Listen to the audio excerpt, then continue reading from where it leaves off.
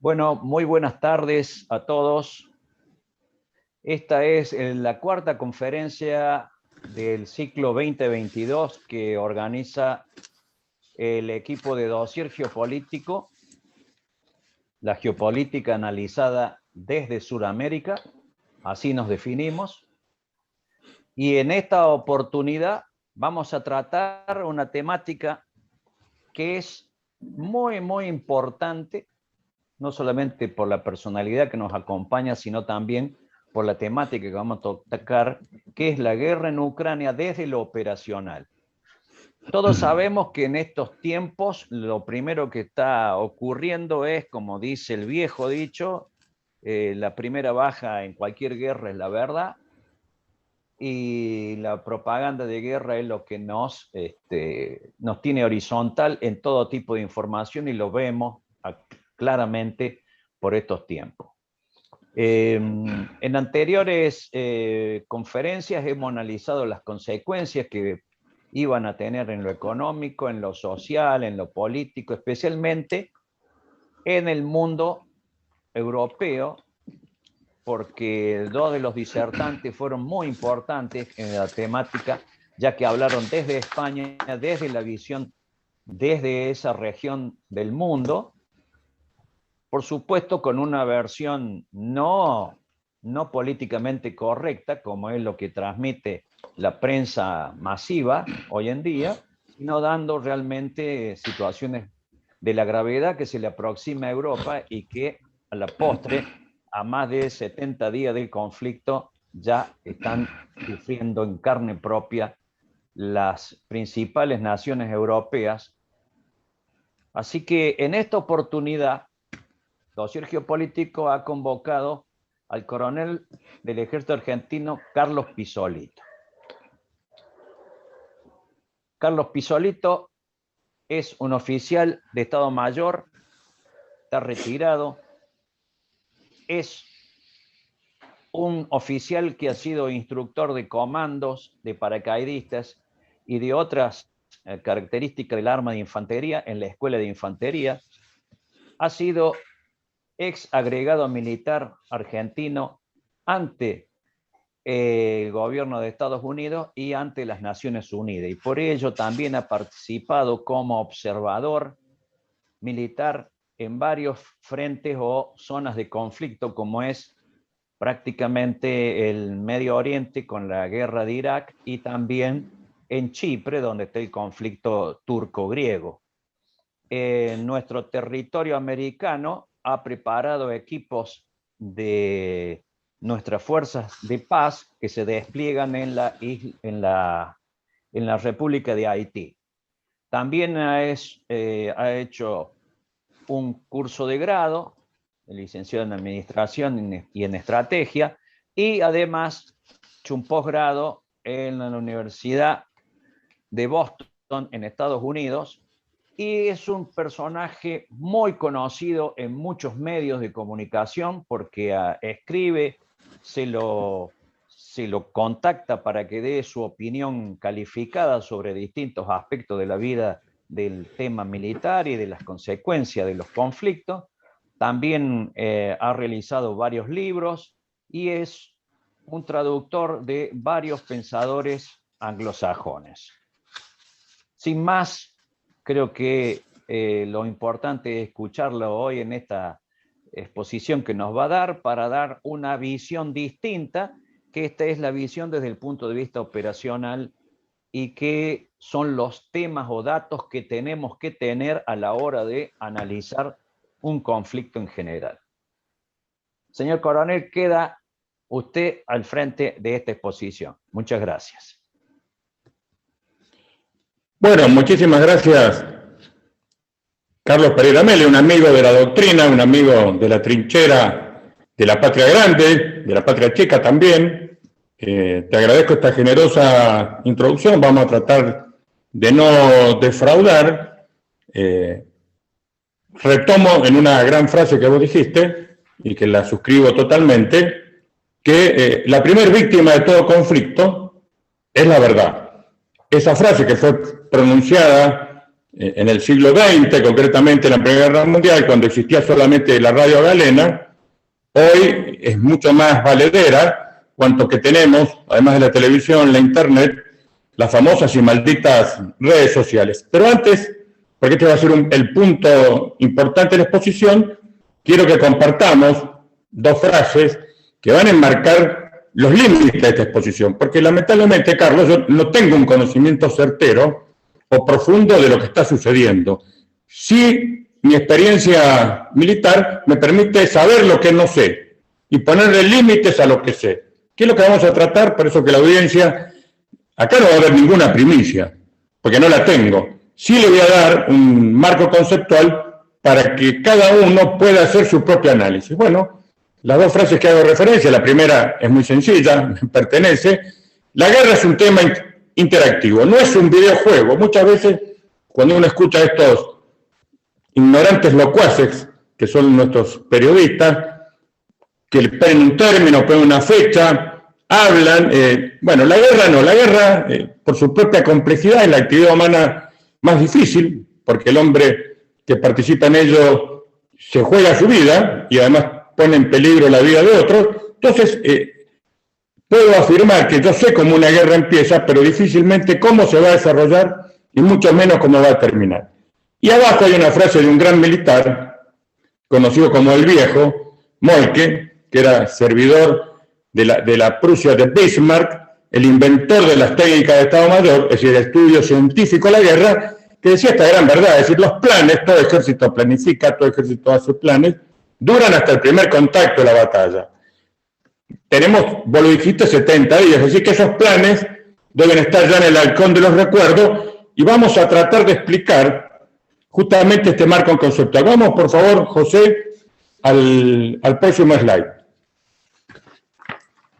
En ese slide, yo quiero llamarles la atención a todos de una situación tremendamente compleja. Yo creo que si esta era o época, estos años que estamos transitando, fuera estudiada por la historia dentro de una década o probablemente más, lo mayor o el signo más significativo es justamente la manipulación a la que los seres humanos hemos sido objeto.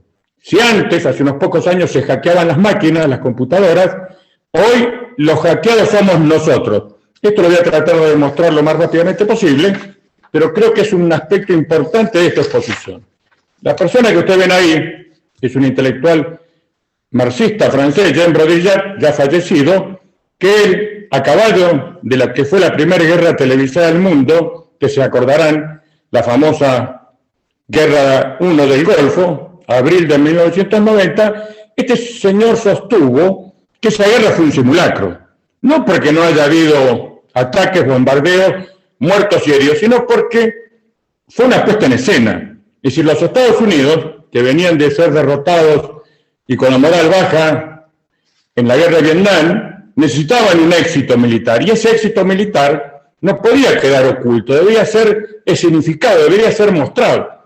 Obviamente que la disparidad de medios que contaba la coalición, recordemos, 35 países, contra un país mediano a pequeño, que era el de Saddam Hussein, y después de haber sufrido una devastadora campaña aérea de 30 y pico de días, donde se le arrojó el equivalente a 4 bombas atómicas, Saddam Hussein no estaba en condiciones de resistir nada. Sin embargo, se lo mantuvo de pie adentro del ring, justamente porque había que hacer este simulacro, había que hacer esta significación.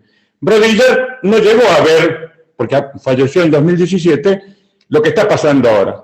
Pero yo tengo la certeza, la intuición, de que acá la manipulación supera lo hecho por los Estados Unidos, la CNN, en 1990. ¿Por qué? Porque ahora está la inteligencia artificial, lo sabrán seguramente los más jóvenes, acá se puede editar un video, se lo puede colocar un audio, se lo puede manipular, y es justamente lo que está haciendo en este momento los grandes medios de comunicación occidentales. Si a eso le sumo la cancelación, la censura, porque yo me pregunto, ¿cuántos de nosotros tenemos acceso a un noticiero de la televisión rusa o a un comunicado oficial del Ministerio de Defensa ruso? Creo que muy pocos o ninguno. Entonces, lo primero que tenemos que saber, y acá me voy a una figura que me comentaba un amigo poco antes de esta clase, que voy a tomar esa figura. Estamos en una caverna digital, así como Platón, ustedes recordarán, en esa famosa alegoría de la caverna, que estaba el hombre prisionero, en el fondo de la caverna, veía una luz, y detrás de esa luz sombras que se movían. Bueno, nosotros estamos en una caverna informativa, que nos impide justamente precisar o saber exactamente qué es lo que está pasando.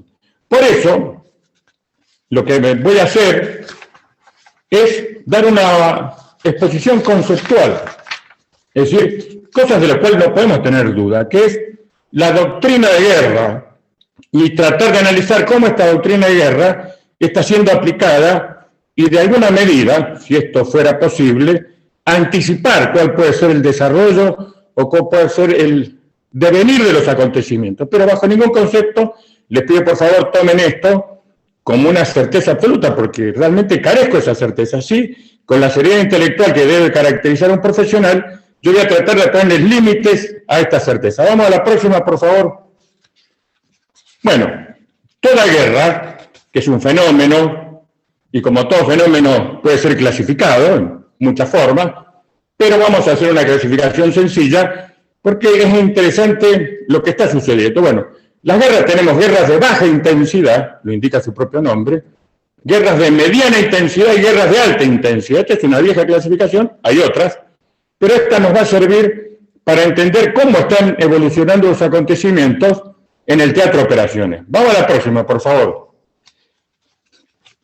Obviamente Rusia, que es un país que posee una riquísima, vasta, larga historia militar, ha ido desarrollando a lo largo de toda su historia diferentes doctrinas. ¿Qué es la doctrina? La doctrina es un sistema de empleo, es un conjunto de principios, de preceptos, de normas.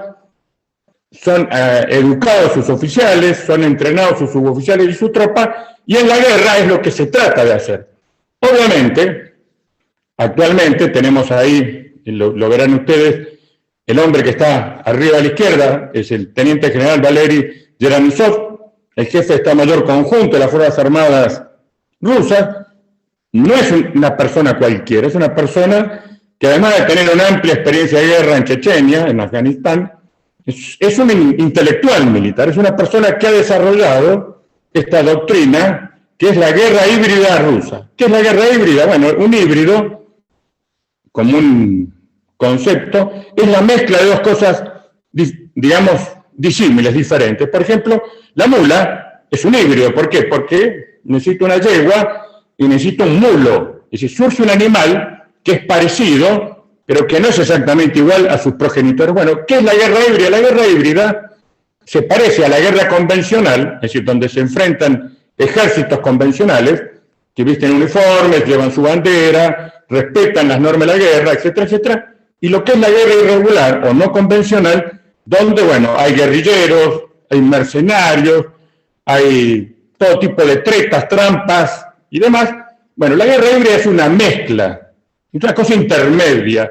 Un ejemplo claro de esto lo empleó perfectamente Rusia en la conquista de Chechenia y después la volvió a emplear en la conquista de Crimea. Ustedes se acordarán, volvamos a Crimea, 2014, había batallones que ingresaban a la península de Crimea que no tenían una identificación. Además, la prensa dudaba si fueran rusos o ucranianos o de otra nacionalidad. Bueno, esto se hizo exprofeso, es decir, eran tropas rusas que buscaban pasar desapercibidas a los efectos de librar esto, que es una guerra híbrida, es una guerra de baja intensidad, a los efectos, obviamente, de no levantar polvareda, de no, justamente lo que está pasando ahora. Es decir, yo creo, sin tener la certeza absoluta, que la primera intención del Kremlin fue desarrollar una guerra de baja intensidad, una guerra híbrida, por lo menos en sus momentos iniciales.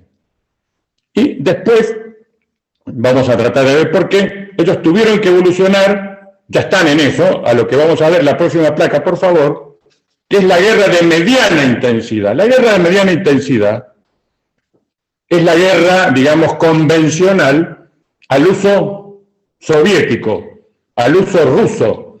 No la inventaron ellos, esta guerra es una guerra compleja, es una guerra de maniobras, exige fuerzas altamente entrenadas, como todas las cosas, o muchas cosas de la guerra, fue inventada por los alemanes en la Primera Guerra Mundial, en eso que ven ustedes, esa foto, o ese dibujo, los Stone Troopers.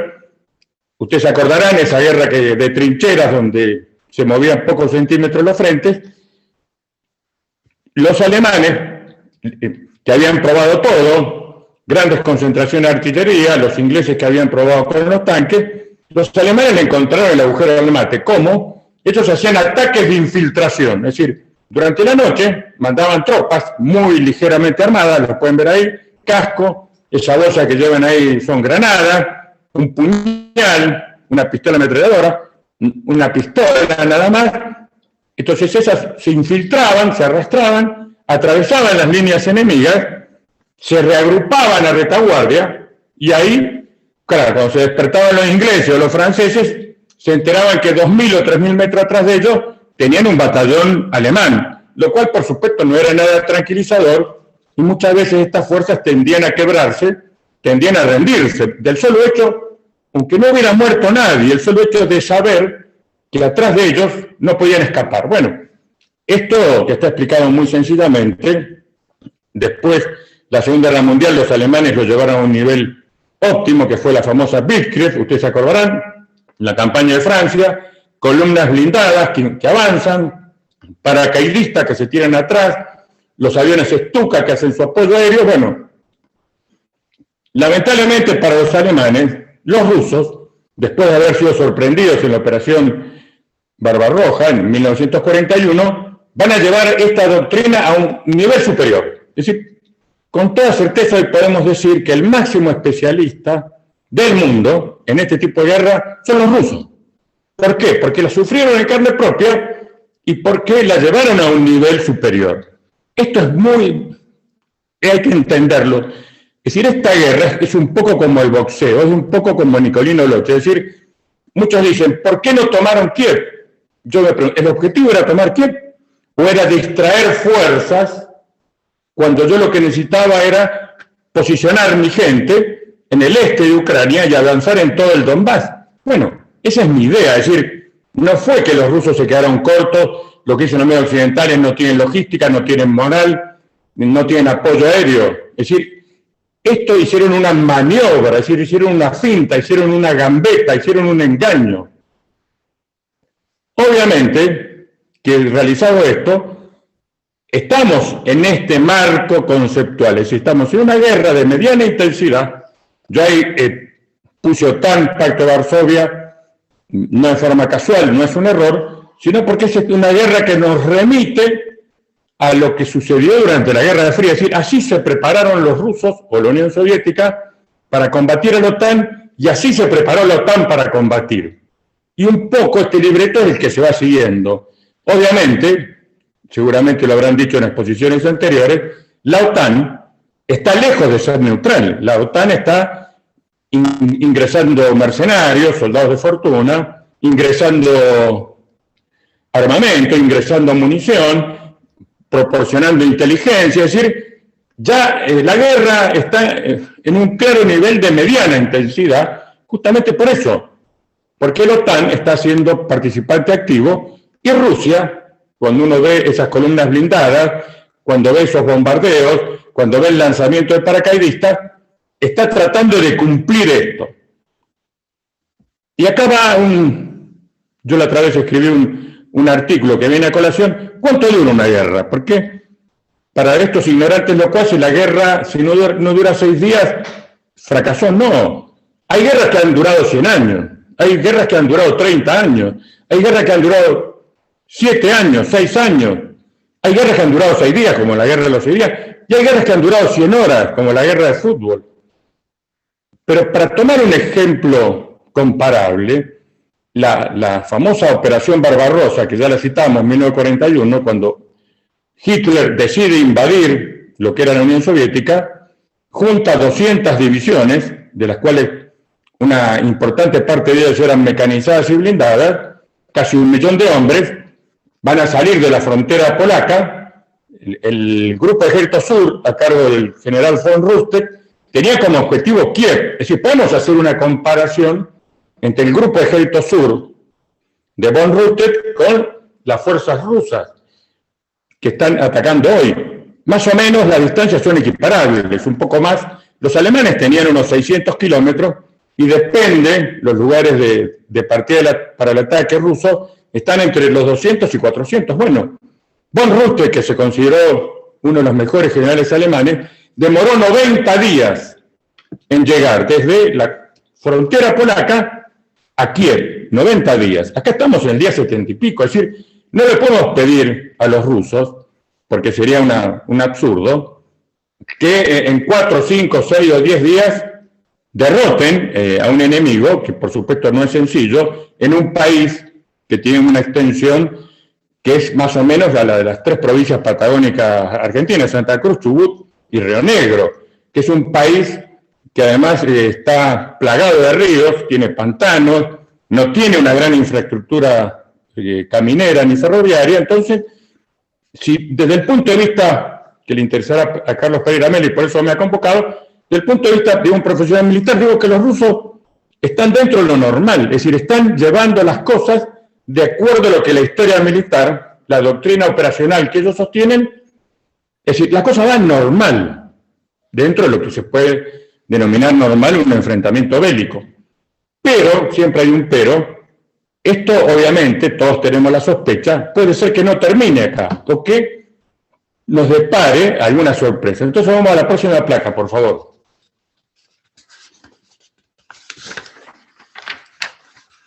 Bueno, esto es un cuadro muy sencillo, para que tengamos en cuenta, estas operaciones se desarrollan en 3 lugares. Las operaciones cercanas, que es el combate de primera línea, están las tropas, están los blindados, está la artillería.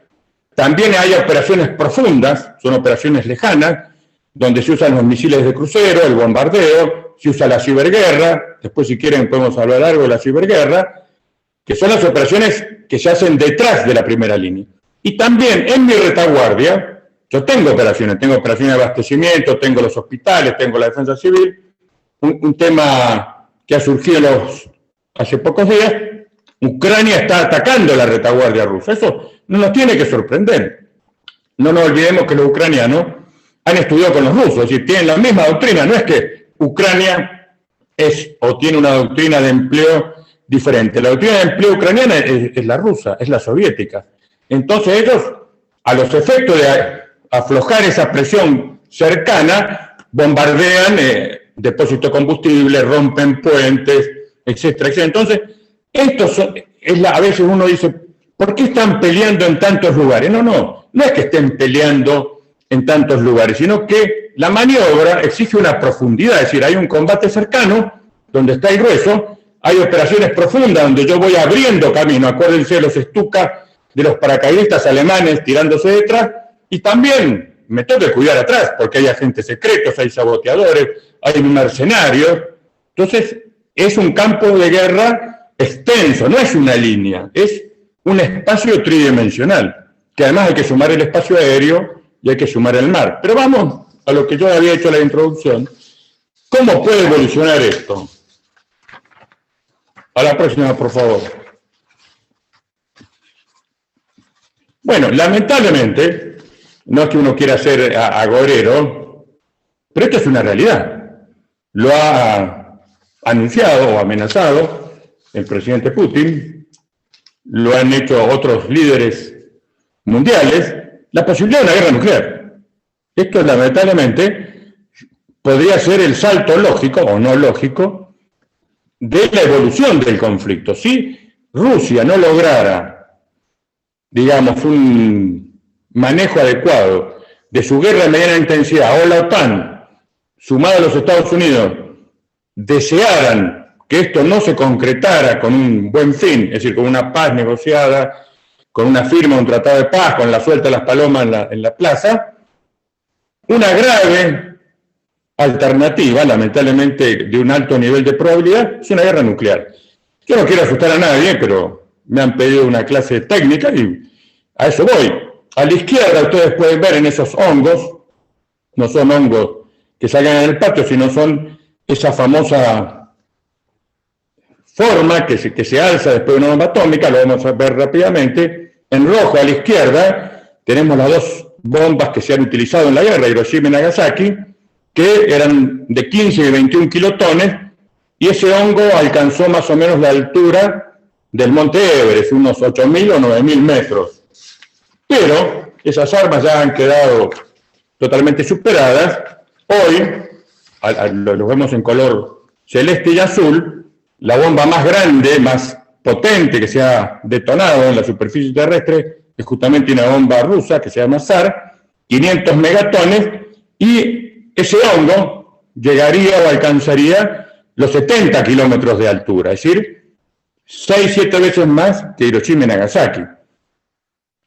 Otra ecuación del miedo. Si vamos abajo, tenemos una contabilidad de las cabezas nucleares que hay en posesión de las potencias nucleares. Bueno, obviamente Rusia está a la cabeza, con 6.257, los Estados Unidos no queda atrás, 5.550, China tiene solamente 350, Francia 290, Gran Bretaña 225, bueno, pues vienen números prácticamente reducidos con el resto de los países.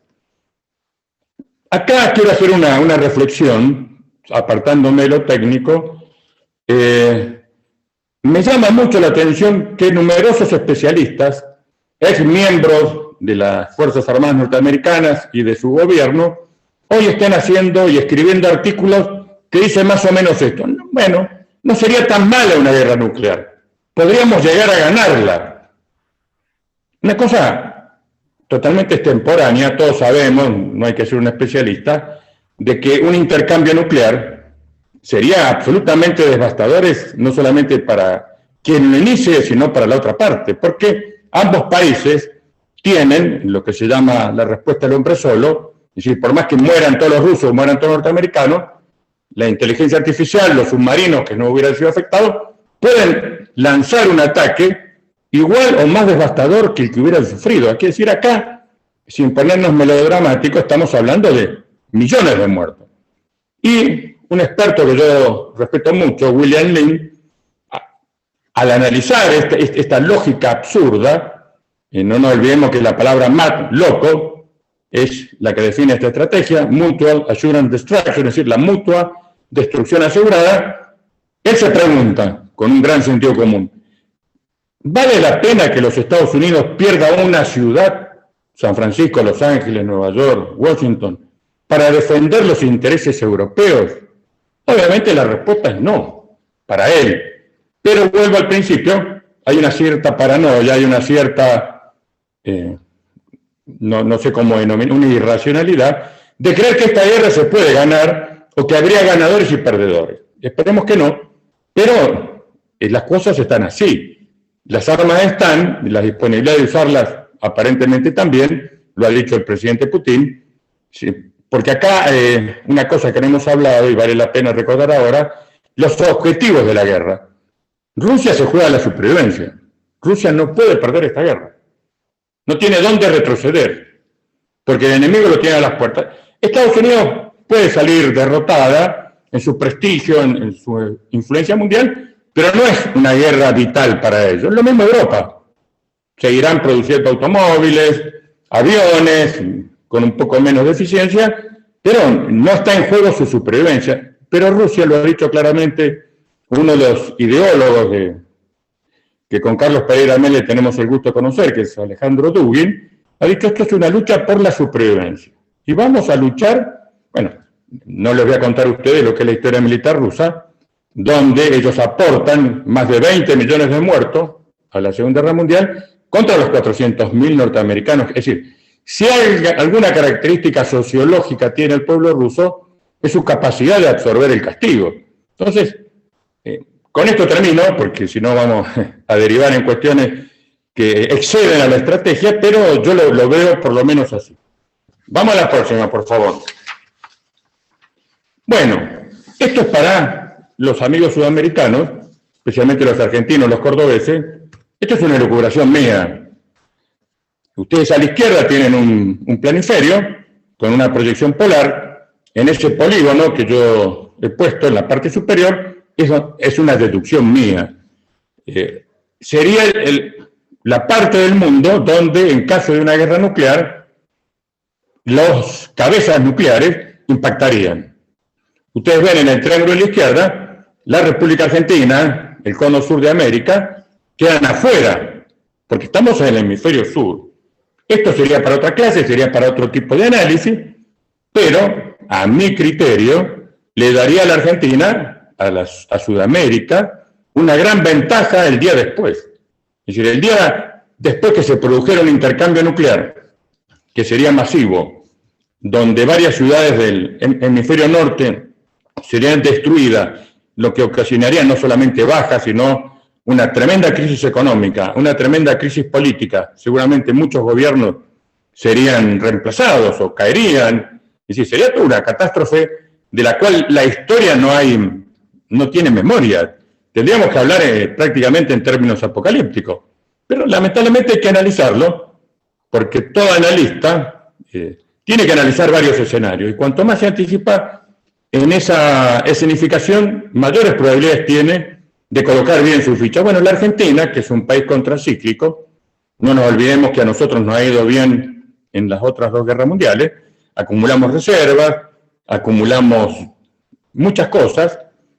De hecho, esta guerra, que todavía no ha llegado a este nivel de intensidad, que es una guerra de mediana intensidad, ha disparado los precios de los commodities, la soja entre ellos, los granos, los fertilizantes, el gas, los combustibles, las tierras raras, y la Argentina tiene una ventana de oportunidad. Si la va a aprovechar o no, no me corresponde a mí analizarlo, pero la oportunidad está. Entonces, a los que están escuchando esta clase, son argentinos o viven en América del Sur, tengan esto presente. Si esto va a suceder o no, no lo sé. Porque, bueno, un poco un detalle, a veces cuando uno habla esto con personas que viven en el hemisferio norte, sostienen, no, nosotros tenemos una defensa misilística efectiva, esto no va a suceder.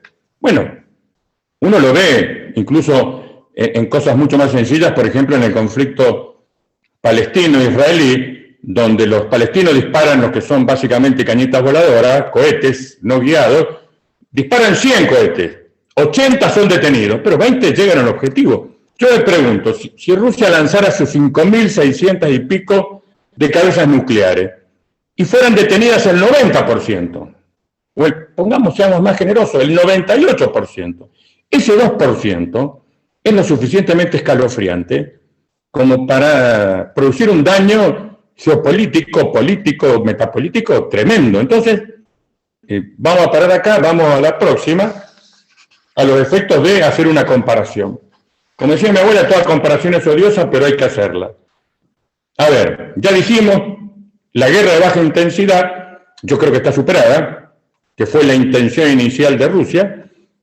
Armas livianas, tropas motorizadas, iban a estar afectados Rusia, Ucrania, irregulares, y ahora estamos en esto, lo que está al medio, que es una guerra de intensidad media, donde hay armas pesadas, hay tropas blindadas, hay fuerzas aéreas, sus actores están en juego, Rusia, Ucrania, pero también OTAN y las alianzas rusas.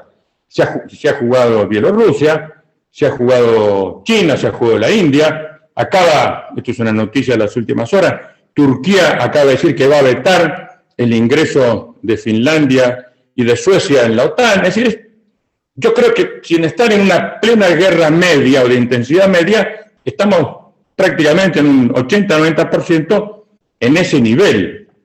Obviamente, el paso superior, que lo hemos explicado de alguna manera, es una guerra de alta intensidad, donde obviamente puede haber guerra biológica, no la hemos explicado porque no es el objetivo de esta clase, puede haber una guerra nuclear, va a haber un intenso uso de misiles balísticos, de misiles hipersónicos, ya sea en su versión táctica que ya han sido usados o en su versión nuclear que todavía no han sido usados, y los actores pueden ser innumerables actores, obviamente con toda certeza Estados Unidos, Rusia, la OTAN, Bielorrusia, pero también no podemos descartar a China, no podemos descartar a Irán y no podemos descartar a Corea del Norte.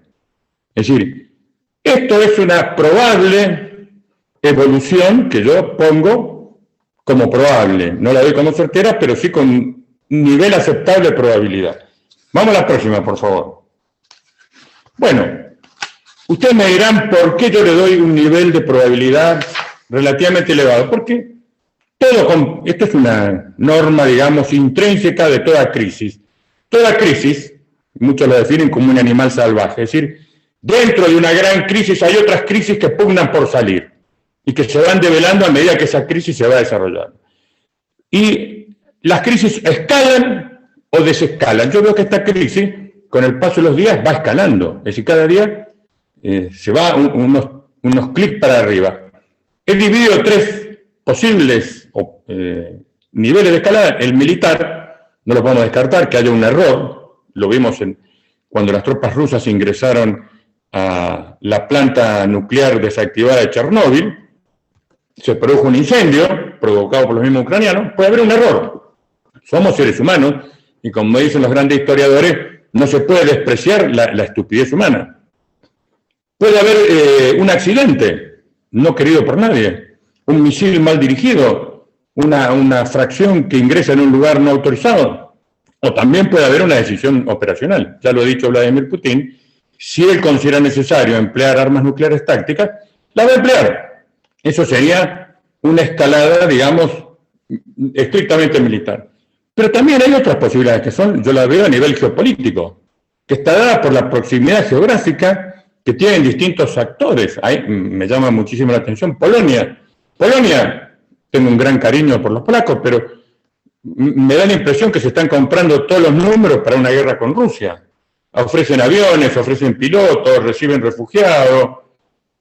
Y bueno, eso es un poco jugar con fuego. Moldavia también, un pequeño país que está al sur, puede también tener algún tipo de injerencia. Bielorrusia, sabemos que parte de las fuerzas rusas se abastecen y han atacado el territorio ucraniano a través de Bielorrusia. Finlandia, un nuevo actor.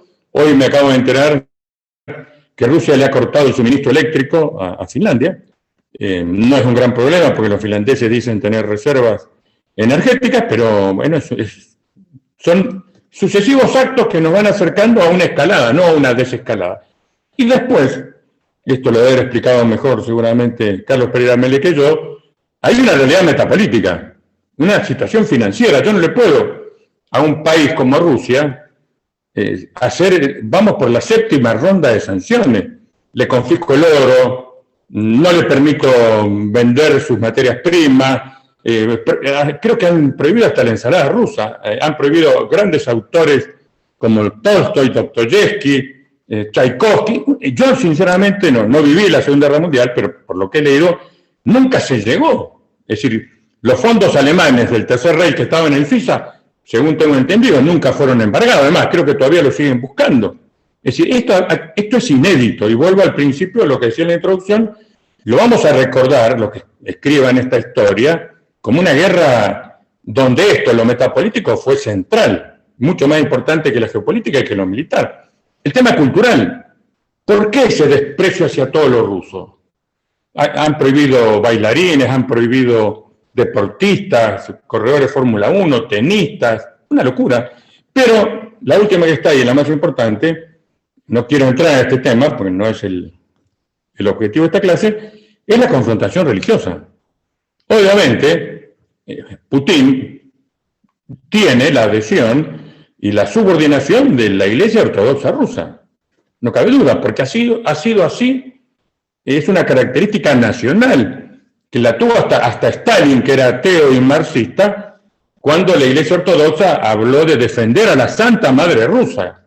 Cuando eran marxistas, imagínense, uno puede ver, lo he visto, en los cockpits de los aviones, en los paneles de control de los tanques, uno ve las imágenes, los íconos, las imágenes religiosas, uno ve soldados rezando, uno ve sacerdotes dando la Santa Misa. Es decir, hay un conflicto religioso. Por otro lado, el Occidente, sabemos lo que es la doctrina de la ideología de género, el LGTB, la burla, etcétera. Entonces, tenemos que estar atentos, tenemos que tener un panorama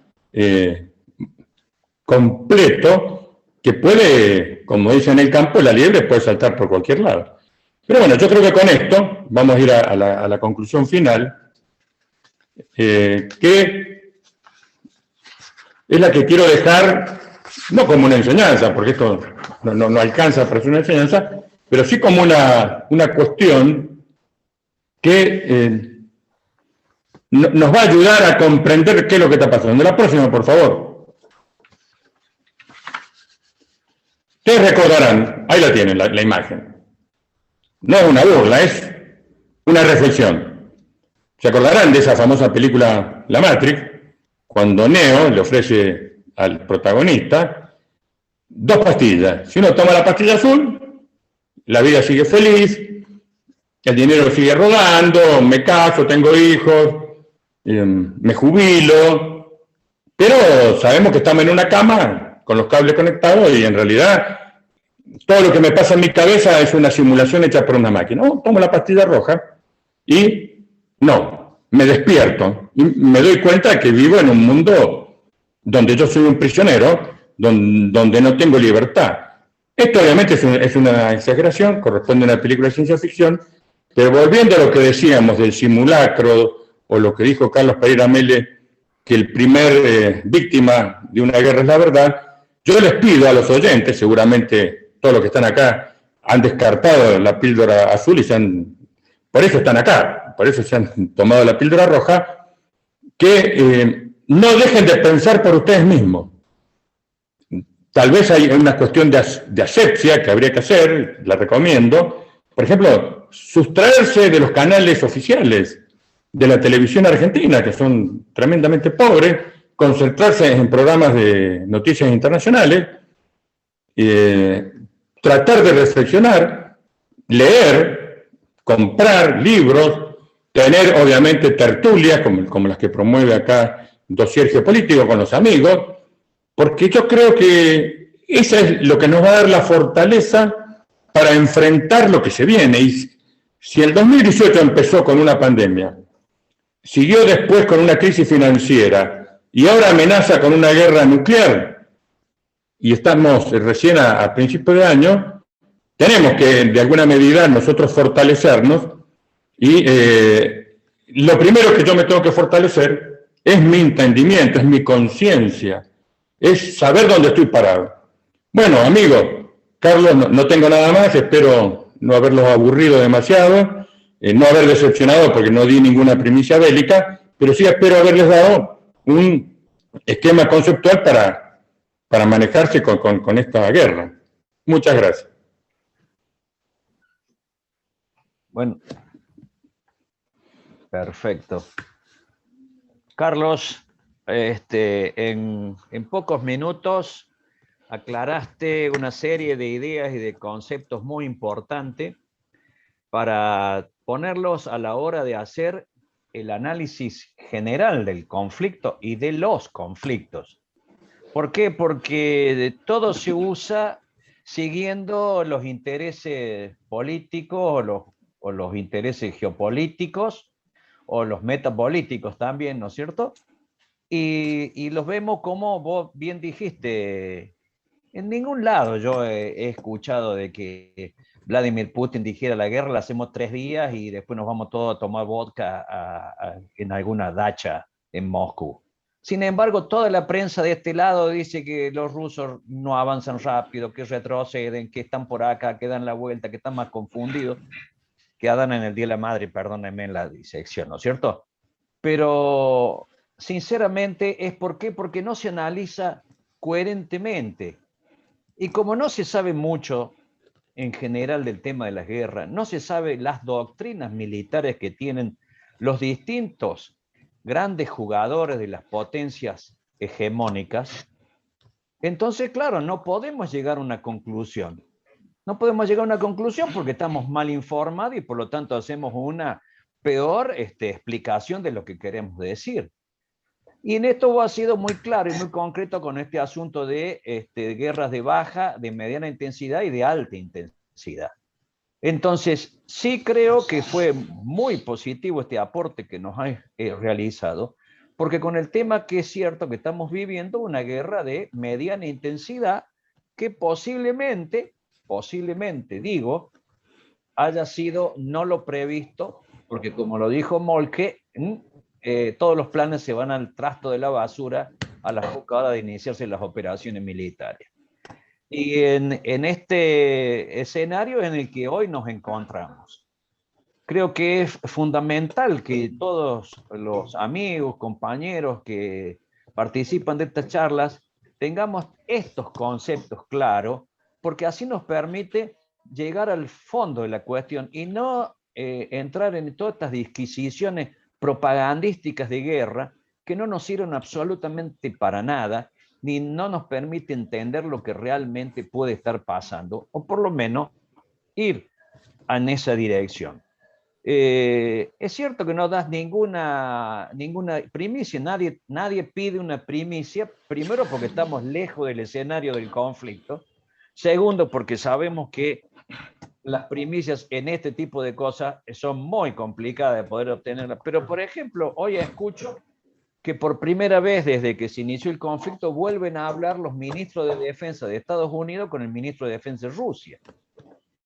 Eso es un cambio muy importante. Ahora, ¿por qué si los norteamericanos le ponen 30.000 millones más los 30.000 millones que le han puesto? Porque parece ser que nadie se ha enterado que Estados Unidos y la Gran Bretaña pusieron 30.000 millones de dólares en estos 8 años del conflicto en Ucrania. Ahora piensan poner otros 30.000 más, pide la autorización Biden, que esto iba a ser un conflicto de corta distancia, que iba a ser solucionable rápidamente. Como vos bien decís, Dugni, yo considero que sí, Rusia no se puede dar el lujo de perder esta guerra. No se puede dar el lujo de perder esta guerra. Porque además, tampoco el bloque euroasiático se puede dar el lujo de perder esta guerra. Porque esta guerra, si la pierde Rusia, la pierde China. La pierden las potencias emergentes. Esto es muy importante que lo comprendamos. Porque en el fondo el gran choque tectónico que está ocurriendo está por encima de lo que se nos visibiliza en primer plano. Acá hay choques mucho más profundos. Ahora bien, también es cierto que hay choques y diferencias internas en todos los bandos, y también estamos viendo que no todos los europeos están conscientes de esto. Como vos bien dijiste, Turquía impide que ingrese hoy Finlandia y Suecia, por ejemplo. Hungría se opone a que aplicar más sanciones a Rusia, a que se bloquee totalmente los suministros energéticos de Rusia junto con Eslovenia, perdón, y bueno, y así sucesivamente están ocurriendo acontecimientos que se van desarrollando porque evidentemente que el conflicto ha escalado a un nivel no pensado y que está afectando ya los intereses globales, muy importantes, los financieros, los económicos, los tecnológicos, el aporte de materias primas. Hoy las tierras raras que vendía Rusia, que eran importantes para el grupo de Europa, hoy día no están dirigiéndose hacia allí, pero sí a Estados Unidos. O sea que hay una serie de elementos que afectan seriamente este desarrollo y el desenvolvimiento de esta lucha.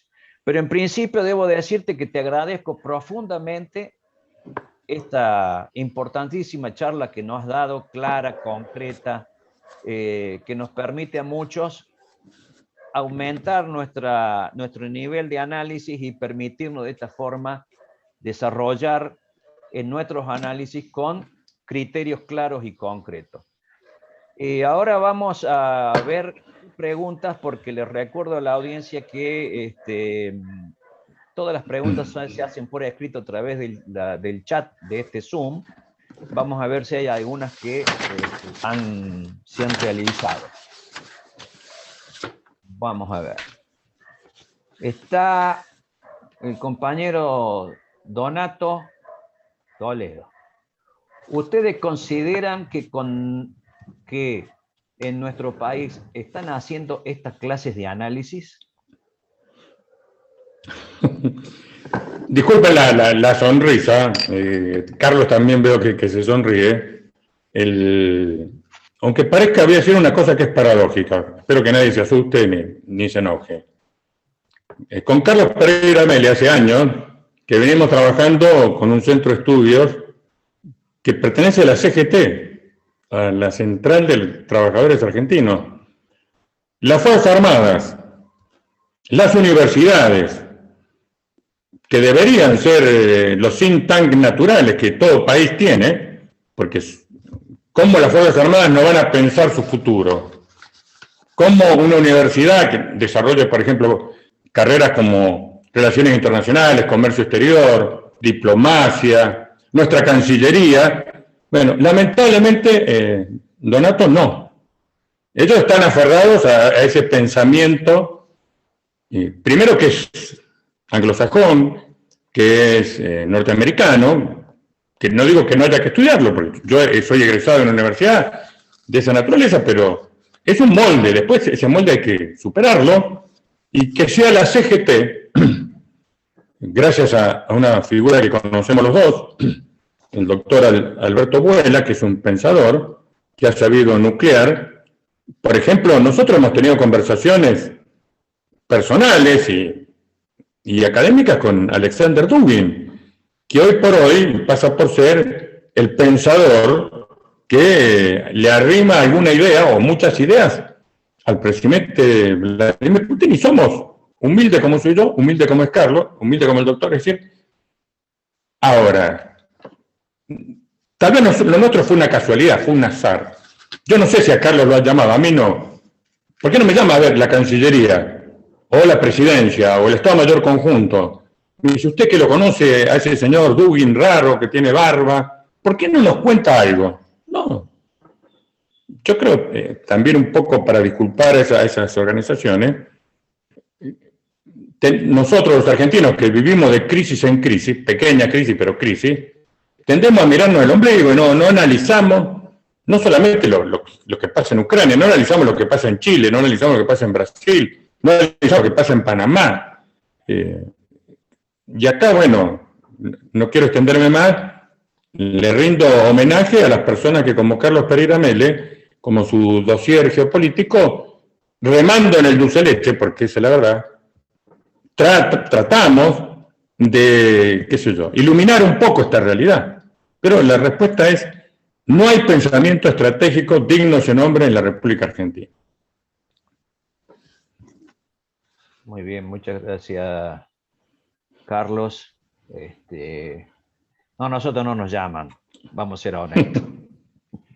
El señor Santiago Fernández escribe, ¿cuál cree que sea la ganancia en territorio que busque Rusia como resultado final de la operación?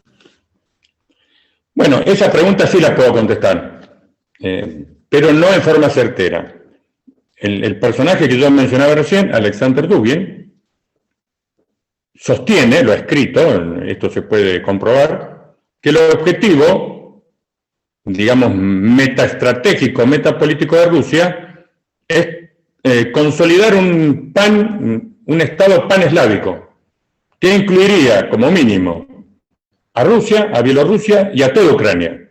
Ese es el objetivo de máxima que para esta campaña tiene Alexander Dugin, que pasa por ser el ideólogo de Vladimir Putin. Inmediatamente, como él es un realista, sostiene que hay un objetivo de mínima, que yo creo que el objetivo de mínima, que es la ocupación del Donbass, Crimea, el mar de Azov, la costa sobre el Mar Negro, se está cumpliendo, se ha cumplido en una gran parte. Y el tercero, que es el que más, digamos, certeza no puede dar, lo expresó Vladimir Putin, que muchos no lo han tenido en cuenta. Vladimir Putin dijo que tenía dos objetivos, es desmilitarizar Ucrania y desnazificar Ucrania. Yo creo que el primer objetivo se ha cumplido con creces. Ucrania en este momento no tiene fuerza aérea, no tiene marina, no tiene fuerzas blindadas que puedan operar en forma coherente. Es decir, ha logrado desmilitarizar Ucrania, eso está cumplido. La desnazificación es un poco más complejo de evaluar. Ahora, hay ignorantes locuaces que creen que porque yo entrego 3.000 misiles antitanque, le estoy dando capacidad militar a Ucrania. No, Eso es un arma defensiva, es un arma que me permite a mí repeler un ataque blindado o mecanizado. Ahora, ¿qué son las armas de proyección estratégica? ¿Qué es la desmilitarización? Bueno, una fuerza aérea, una marina, los laboratorios que sabemos de guerra biológica, que no lo mencionamos nosotros, pero viene al caso, los laboratorios de guerra biológica que los Estados Unidos 8 o 9 habían construido en Ucrania, han sido obviamente capturados. Es decir que, desde el punto de vista de Putin, si yo no estoy lejos de serlo, obviamente, pero el primer objetivo se ha cumplido, yo diría, en su totalidad. Y el segundo objetivo, no tengo suficiente elemento de juicio, pero creo que está en marcha de ser cumplido. Obviamente, el broche de oro de esto no es la conquista de Kiev, no es la conquista de Odessa, sería, a mi criterio, que en estas conversaciones de paz, que nos acaba de decir Carlos Pereira Mele, o estas conversaciones que están teniendo Estados Unidos y Rusia, se llegara a un acuerdo, que es muy sencillo. Ucrania puede ingresar a la Unión Europea, pero no puede ingresar a la OTAN. Finlandia tampoco. Es decir, eso sería el límite de lo que, a mi criterio, sería el objetivo de mínima de Rusia. Perfecto.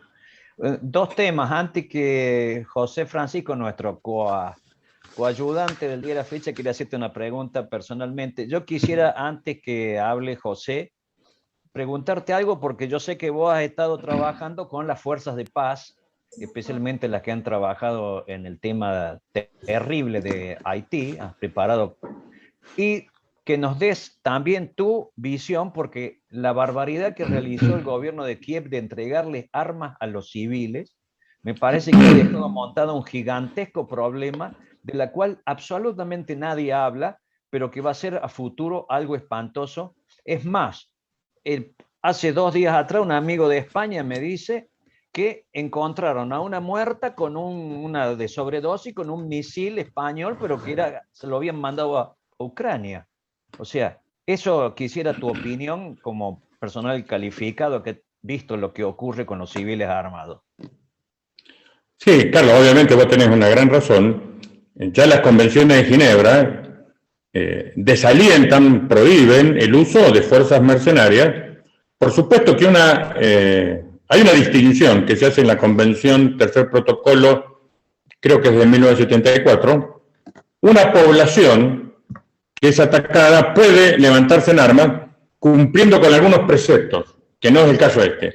Ahora, el hecho que un gobierno aliente la distribución de armas alegremente y termine lo que vos acabas de señalar, que esas armas comiencen a circular. Es más, creo que lo que vos relatás de esa drogadicta que es encontrada con un misil antitanque español va a ser pequeño. No quiero pensar, espero no tener que volar esa parte de Europa en los próximos años, ¿qué va a pasar con los misiles antiaéreos? Que caigan no en manos de una drogadicta, sino de un grupo yihadista o de un grupo extremista nazi. Es decir, armas que entran sin control, que nadie lleva la contabilidad. Lo hemos visto, en Afganistán. Incluso, no solamente las armas que son algo físico, el combatiente, los 3.000 o 4.000 mercenarios que dicen de los países occidentales que están en este momento combatiendo en Ucrania. Vamos a suponer que la guerra termina mañana. Y estos señores, sin ningún tipo de desmovilización, sin ningún tipo de tratamiento psiquiátrico, tienen que volver a sus países. Es decir, agárrate, Catalina. Después nos quejamos que hay tiroteos en los malls, en las escuelas, y bueno, ¿dónde surge el loco que se sube a una torre, agarra un fusil y empieza a matar gente? Bueno, surge de estos conflictos mal resueltos o mal encarados. Nosotros, que una misión de paz tiene un nivel de estrés elevado, pero no comparable con una guerra, cuando venían nuestros peacekeepers, se le hacía un test y entre un 10 y un 15% estaba estresado. Y le hacíamos una descompresión, que era una suerte de técnica psicológica que la manejaba mi gabinete psicológico, y el 90% de estas personas, cuando entraba a su casa y la mujer le servía el té y estaba frío, no le daba una cachetada, porque esas cosas pueden suceder. Ahora, había un porcentaje, muy pequeño, pero había, de personas que necesitaban tratamiento profesional, es decir, necesitaban ser derivadas a un psicólogo o a un psiquiatra. ¿Por qué? El ser humano es una maquinaria muy compleja que sufre fallas o sufre problemas. Entonces, este conflicto, Dios no lo quiera, una cosa que podemos anticipar, así como el conflicto de Estados Unidos incentivando a los talibanes cuando estaba en la Unión Soviética generó el 11 de septiembre, no va a ser cosa que esto genere otro 11 de septiembre en otro lugar. Esperemos que no. Perfecto. Mario Duarte te consulta, coronel, ¿qué impacto y capacidad de daño puede ocasionar a nivel global un incremento a través de una ciberguerra? Bueno, acá hay una duda que nos ha llamado la atención a todos los especialistas, que no haya sucedido una ciberguerra. Porque todos antes de la guerra hablábamos de la posibilidad de una ciberguerra, de la neutralización de Internet, de que centrales nucleares que explotarían porque se le introduciría un virus, un gusano. La pregunta es ¿por qué no ha sucedido? Porque en realidad no ha sucedido. Entonces, ahí se nos abren dos explicaciones. Yo no tengo la respuesta, pero tengo dos explicaciones. Una, la ciberguerra no es tan eficiente como nos vendieron. Y todos los países han adoptado contramedidas, antivirus, firewall, ciberdefensa, y si bien la guerra se ha lanzado, las medidas defensivas han sido eficientes. Esta es una explicación. La otra es que, fruto de no querer escalar el conflicto, ni Rusia, ni los Estados Unidos, ni China, ni la India, ni Gran Bretaña, ni esos países que tienen, digamos, programas y gente dedicada a la ciberguerra, se han reprimido y no los han utilizado.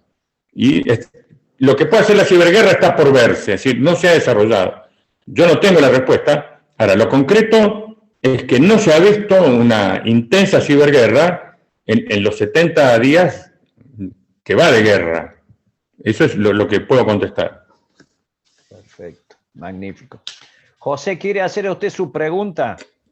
Sí, claro, bueno, buenas tardes. Coronel, yo quería hacer la pregunta con respecto a un libro que leí de Norberto Cerosele, que se llama El Nacional Judaísmo, un mesianismo postsionista, donde él desarrolla que el judaísmo es una base ideológica fundamental para el expansionismo sionista israelí. ¿Qué tanto podría homologarse el cristianismo ortodoxo o su vertiente religiosa ucraniana en este conflicto, ya que usted hablaba de una metapolítica que trasciende los ámbitos estratosféricos en esta guerra, que es de gran magnitud, como usted mencionaba con Alexander Dugin, que menciona una guerra escatológica, por ejemplo, o sucesivamente, digamos, se manejan esas comparaciones, ¿verdad? No sé cómo la ve usted. Bueno, José, te felicito, es una excelente pregunta, muy difícil de contestar. Yo a Norberto Cerosele tuve el gusto de que fuera mi profesor, lo conocí, él está fallecido. Esto parece no es una exageración. Hugo Chávez, cuando era teniente coronel y visitó la Argentina, pasó por mi casa, yo no lo conocía, lo trajo un amigo común, y pasó por mi casa a buscar los libros de Norberto Cerosele. Todos sabían que era mi profesor, yo se los di. Lo vi en la puerta de mi casa, no sabía que iba a ser después Hugo Chávez. Yo, más que eso, yo no veo una posibilidad de contagio de la crisis ucraniana con el sionismo, por varios motivos que tampoco los puedo explicar perfectamente, pero no me cabe duda, están las mediaciones que hizo el primer ministro actuante y las que hizo el saliente Netanyahu un sábado, un sabbat. Uno viajó a Rusia a verlo a Putin, el otro viajó a Estados Unidos a verlo a Joe Biden. Si uno camina a la Tierra Santa, va a encontrar numerosa presencia rusa. Hay montones de iglesias ortodoxas en Jerusalén. De la época de Constantino, de Catalina, de Pedro el Grande. Es decir, hay un extraño vínculo que sería muy difícil de explicar, una conexión de simpatía entre Israel, los judíos y Rusia. Ustedes se acordarán, el año pasado, cuando se hizo el recuerdo del Holocausto, la figura principal, porque así lo determinó Angela Merkel, que era la presidenta de Alemania, que se hizo en un campo de concentración, creo que fue Auschwitz, el que lleva la ofrenda floral es Vladimir Putin. ¿Por qué?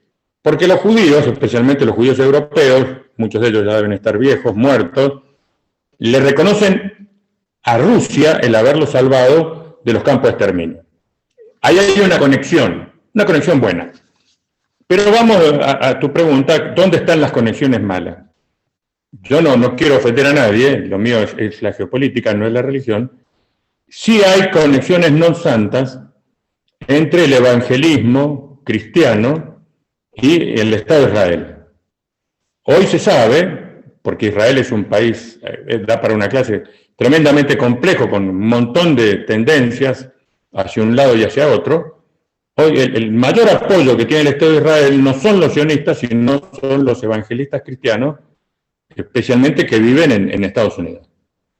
De hecho, Donald Trump, lo sabe muy bien Carlos Pereira Mele, o Jair Bolsonaro acá en Brasil, yo no los critico, es un hecho geopolítico que yo remarco.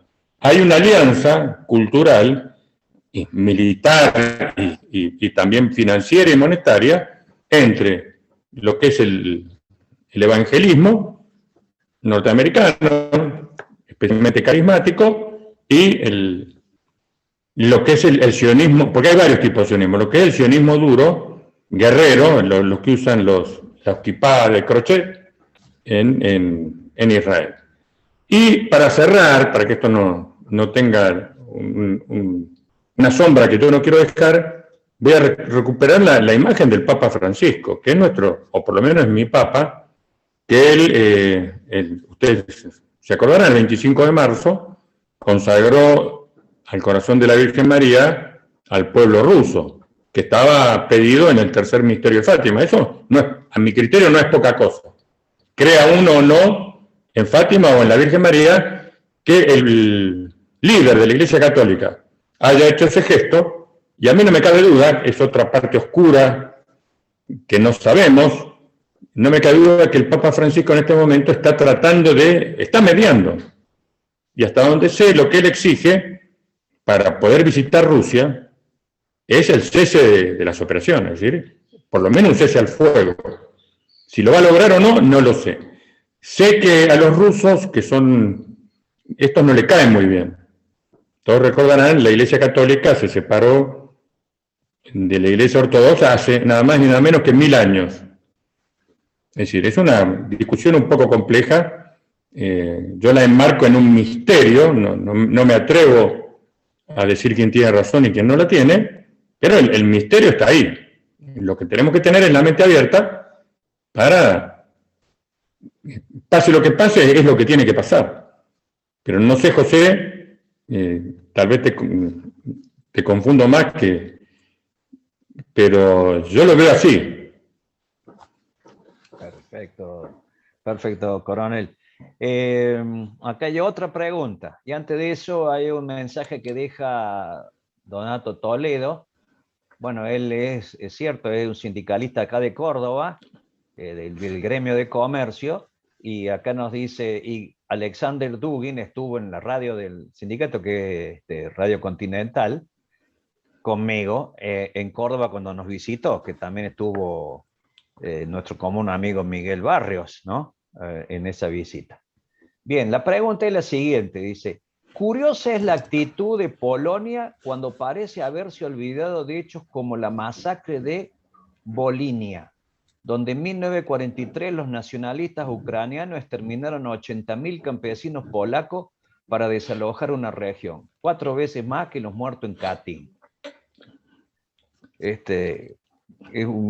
digamos, el aporte que hace el señor Eduardo Oberti. Sí, yo Carlos no conozco, debe ser así como dice él. Obviamente el tema de la fosa de Katyn lo conozco. Ahora, lo único que puedo contestar, que para nosotros argentinos, que solamente tenemos 200 años de historia, ponerle 400 y ponemos desde la Fundación de Buenos Aires, un poquito más hasta ahora, no es muy difícil comprender historias tan profundas y tan complejas como la del pueblo ruso o la del pueblo polaco, que tienen 1200, 1400 años de historia. Es decir, lo que he leído de la historia europea me atestigua que Polonia y Rusia se han dado a las piñas desde los caballeros teutónicos, más o menos, en mediados de la Edad Media. Y por lo que yo veo, el análisis objetivo de las decisiones que toma Polonia, a mí sinceramente me dan miedo, porque digo, los tipos están metiendo la cabeza dentro de la boca del león. Es decir, han peleado con los rusos toda su historia y van a volver a pelear. También, no sé si vos lo tenés confirmado esta información, la vi una vez y después no salió más, que Polonia, fruto de estos 4 o 5 millones de refugiados que han cruzado su frontera, estaría dispuesta, esto va entre comillas, ¿no? Estaría dispuesta a aceptar quedarse con la mitad occidental de Ucrania.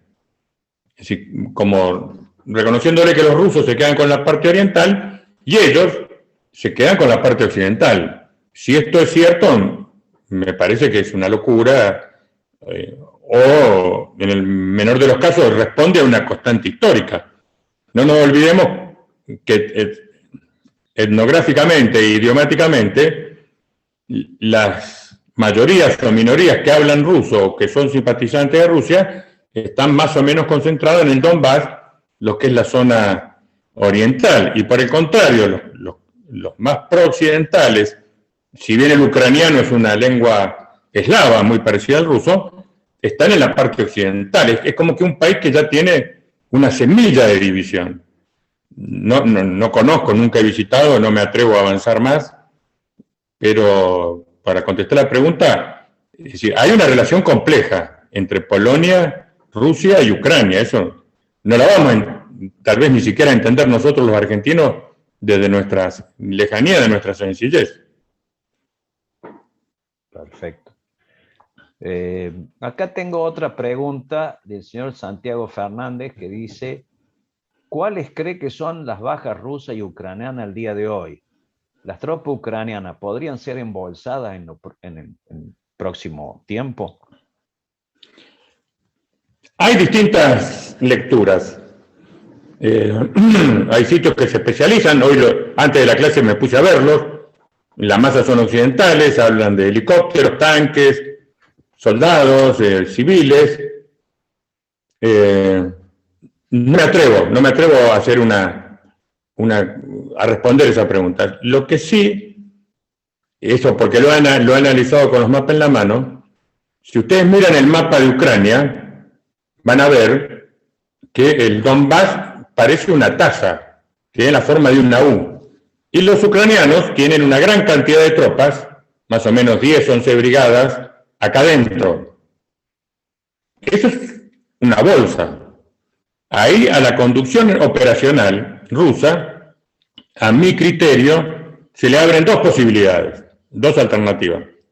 Una es librar una batalla de aniquilamiento, como hicieron los alemanes tantas veces, es decir, cortan la base de esa penetración, cierran la bolsa y bueno, se pasan a cazar en el zoológico. Es una posibilidad, si el objetivo fuera la destrucción de fuerzas militares ucranianas. La otra posibilidad, que la vamos a saber en los próximos días, es que Rusia sustraiga, porque esas fuerzas están aferradas, es decir, no se pueden mover. Están en el combate, están en un clinch con los rusos.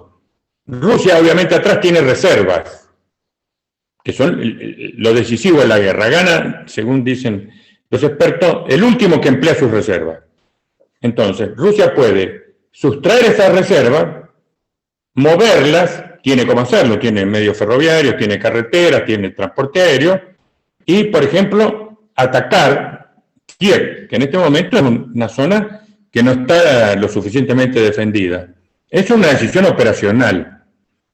Toda la doctrina militar se ha dividido entre lo que se llaman los objetivos antifuerzas, que son estos, es aniquilar, es lo que quiere Clausewitz, lo que quiere la doctrina militar, o los objetivos políticos, que es conquistar ciudades, lo sabemos muy bien, el amigo, entre comillas, Hitler, se equivocó. Él quiso tomar 3 ciudades con sus grupos de ejército, que eran Leningrado, Moscú y Stalingrado, no tomó ninguna, llegó a las puertas, y sus generales lo que le pedían era que en vez de perseguir un objetivo político, que es la conquista de una ciudad, levantar la banderita, que a veces muchos periodistas dicen, ¿por qué no tomaron Kiev?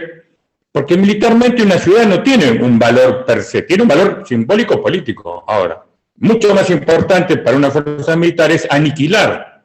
Ojo, aniquilar no es matarlos a todos. Aniquilar es que dejen de operar en forma coherente y articulada. Es decir, si yo tengo en una bolsa 30.000, 40.000 soldados, sin munición, sin combustible, con baja moral, están aniquilados. Yo no sé qué es lo que va a hacer el mando ruso. Lo único que puedo decir, lo dije al principio de la clase, si algo saben, si hay alguien en el mundo que sabe de esto, son los rusos. Justamente el título que vos le pusiste a la clase, Carlos, la palabra operacional, la palabra operativa, es una palabra rusa. Es decir, una palabra que inventaron los rusos y después, bueno, los distintos idiomas la fueron adaptando. Entonces, no sé qué van a hacer. Pero, y la otra distinción que puedo hacer, que no es cínica ni macabra, me llama la atención la baja cantidad de bajas civiles. Es decir, porque ahí dice, murieron 352 niños. Lamentable, que muera un niño es lamentable. Pero el hecho que sepamos cuántos murieron y que sean solamente 352, habla de que hay una restricción, hay una cierta restricción, especialmente por parte de los rusos, de no producir muertes innecesarias civiles. Yo les puedo aclarar, patrullé durante un año el sur de Irak y a uno se le caían las medias. De la destrucción indiscriminada, porque una cosa es tirar un misil hipersónico o un helicóptero o un ataque de artillería, que es una cosa puntual que puede causar daños colaterales, por supuesto, y otra cosa es el carpet bombing que hicieron los norteamericanos en Irak, que son los B-52, ala con ala, poniendo tantas toneladas de bomba por metro cuadrado. Es decir, abajo no queda nada, queda una playa de estacionamiento. Eso los rusos no lo han hecho todavía. Entonces, puedo decir, a mi criterio, no es una cuestión cínica, las bajas civiles son pocas, aunque parezcan muchas. Coincido contigo también en esto, Carlos. Acá hay una pregunta de C.T. Garvis, que no sé quiénes son, pero dice, en el Gran Tablero Mundial del 98, la de Brzezinski, le dedicaba un capítulo entero a Ucrania y Rusia, donde ya vaticinaban una invasión. ¿Considera usted que Rusia está aplicando la doctrina de soberanía limitada, la doctrina Brezhnev?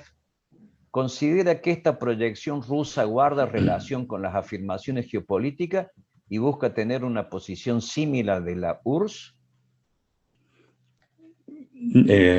A mi criterio, lo ha expresado el presidente Putin varias veces.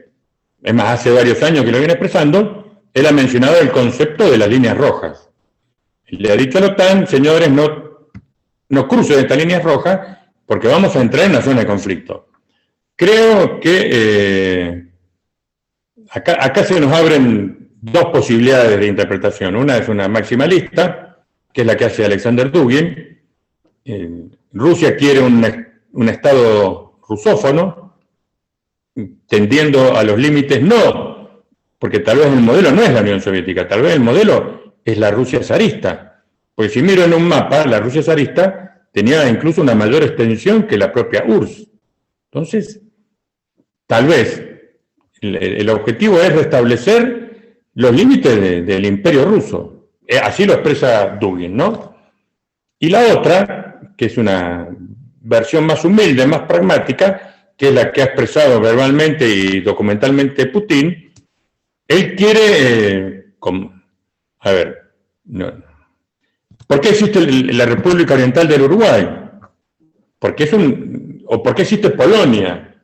Tantos estados que han surgido en la historia del mundo, donde hay dos estados poderosos, justamente las cancillerías inglesa, francesa y muchas otras, porque existe Kuwait, es decir, crean lo que se denominan los estados tapón. Ucrania tiene todo el aspecto de ser un estado tapón, es decir, separar lo que es Asia de Europa.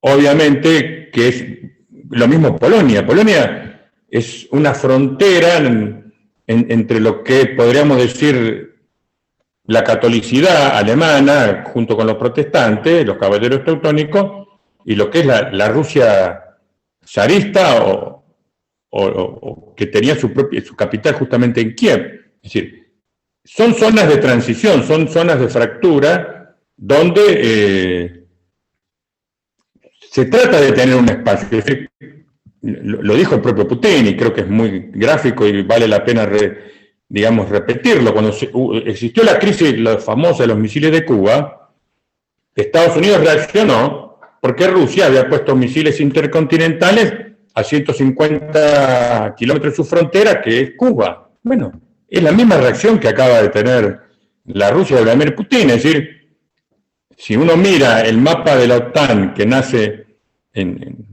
después de la Segunda Guerra Mundial, con 14, 15 países, yo hoy quiero 35 países, y creo que el país más oriental en ese momento era Francia, y después entra Hungría, Rumania, Grecia, Turquía, y hoy quieren que entre Finlandia y que entre Ucrania, que tienen frontera espalda con Rusia. Bueno, eso, desde el punto de vista geopolítico, independientemente de cualquier doctrina, haría reaccionar a cualquier persona o a cualquier líder que quiera preservar la seguridad de su Estado. Es decir, vuelvo al principio, es decir, por eso existen los estados tapones, por eso Lord Stranford, Gran Bretaña, va a favorecer la independencia de la República Oriental del Uruguay, para que ni Argentina ni Brasil fueran los dueños del Río de la Plata y no vivieran chocando por ese río. Y bueno, acá lo mismo. Ahora, estamos en un desarrollo. Si Rusia va a poder consolidar la mínima, que es lo que ha declarado Putin, o la de máxima, que es la que quiere Alexander Dugin, no lo sé. Pero ahí está el juego geopolítico, es decir, ¿hasta dónde llego? Porque obviamente hay un límite, que si Putin lo excede, vuelve para atrás. Y si no lo logra, tampoco es una ventaja. Yo creo, con esto no le doy consejo a nadie, mucho menos gratis, si yo fuera Putin, me quedo con esta parada. Llego hasta acá, empiezo a negociar, pido que Ucrania no ingrese a la OTAN, que tampoco ingrese Finlandia, y bueno, negocio ahí. No sigo avanzando, porque las posibilidades de una escalada son muy grandes. Sí, exacto. Acá hay una pregunta de Javier Llorens, un gran periodista investigador de Córdoba, te comento, Carlos, que dice lo siguiente. La primera conversación del secretario de Defensa de Estados Unidos con el ministro de Defensa ruso indicaría que el conflicto de media intensidad podría pasar a alta intensidad, y por eso la necesidad de restablecer el teléfono rojo. Es su análisis. Comparto lo que dice Javier, obviamente. Lo comparto pleno. No sé si alguna vez dejó de funcionar el teléfono rojo. Yo creo que ha funcionado siempre. Pero sí, comparto ese análisis, comparto esa apreciación. Estamos al borde de una confrontación nuclear. Esto suena apocalíptico decirlo y poco elegante, pero a mi criterio es lo que está sucediendo. Y esta llamada, que no conocemos los términos, yo creo que se orienta en ese sentido, evitar justamente esto, una confrontación nuclear. Perfecto. Bien, Carlos. Acá hay otra pregunta. ¿Cómo incide en el conflicto la evidente falta de salud de Putin? ¿Puede haber sido prevista en la provocación del conflicto concentrada por Estados Unidos? Bueno, a mí no me consta. Vi el día de la victoria, creo que fue el 9 de mayo, lo vi bien a Putin, obviamente avejentado por el peso de la responsabilidad, como se avejentan todos los presidentes, o nos avejentamos todos. Lo vi hablar de una forma lógica, pausada, tranquila. Conozco las versiones, desde Alzheimer hasta un cáncer a la sangre. Yo no tengo evidencia. Es más, diría que tengo evidencia en contrario. Yo reitero, lo vi bien. Como un hombre que está sufriendo un tremendo estrés, no es para menos. Pero no creo que Putin esté, digamos, enfermo o mucho menos con una enfermedad terminal. No me da esa impresión. Tal vez me equivoque, pero yo lo veo así. Sí, exactamente. Yo también puedo opinar en forma igualitaria a lo que vos estás expresando. Bien, no hay más preguntas acá en el chat, los demás son salutaciones, son felicitaciones.